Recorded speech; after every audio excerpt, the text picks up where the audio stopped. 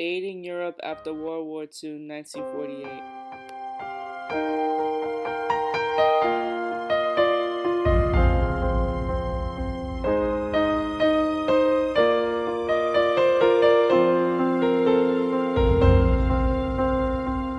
George Marshall was a military leader in American history and a graduate of the Virginia Military Institute, and he was a World War I staff officer and later became an assistant commandant at the U.S. Infantry School.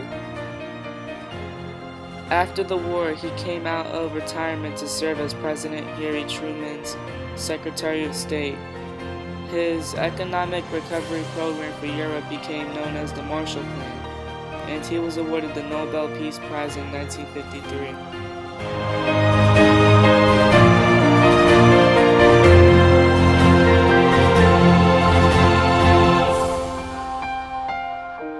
The United States and most of Europe had worked together with the Russians in order to stop Hitler and the Germans. Although now they were concerned about the Russians and the spread of communism, if Western Europe did not reconstruct and strengthen quickly, it may soon fall to communism. Luckily, the land of the United States has been free of war and destruction. The U.S. wealth was doing great, making the United States the richest country in the world. They wanted to help Europe and their allies recover from the war.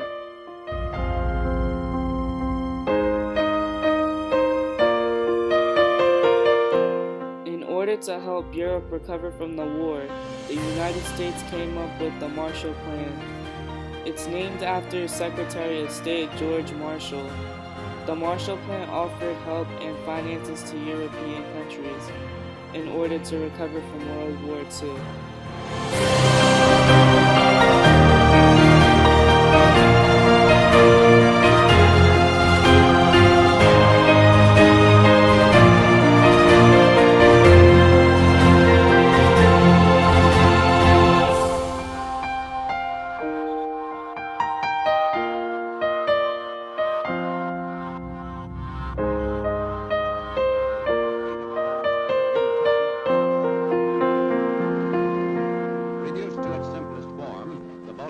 Report meant that America must again send ammunition overseas.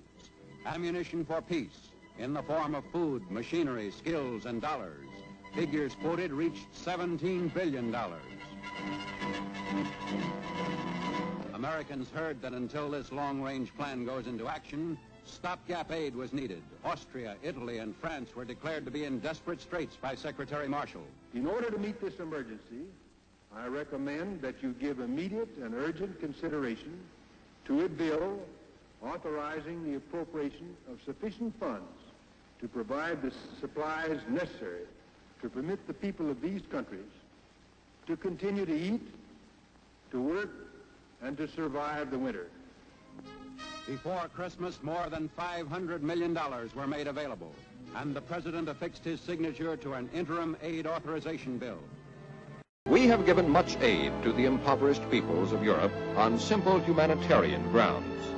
But as a countermeasure against the attempt by the Soviet Union to communize Europe, the American people saw the necessity for cooperating with the non-communist countries in a comprehensive, bipartisan European recovery program, passed by Congress and here being signed by President Truman.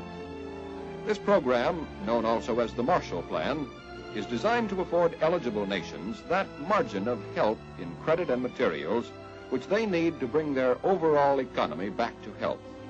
Secretary of State Marshall, in placing the plan before Congress, stated, "Why must the United States carry so great a load in helping Europe? The answer is simple.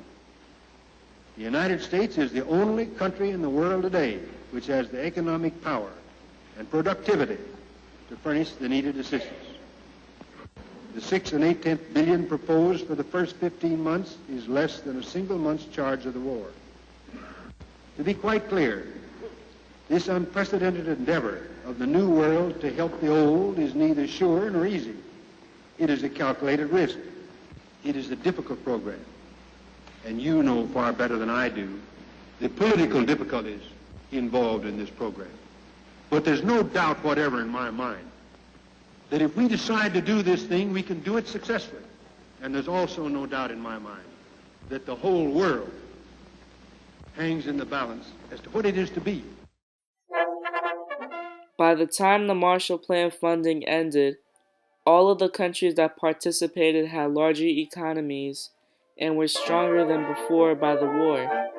The plan was successful in helping Western Europe recover economically from the war.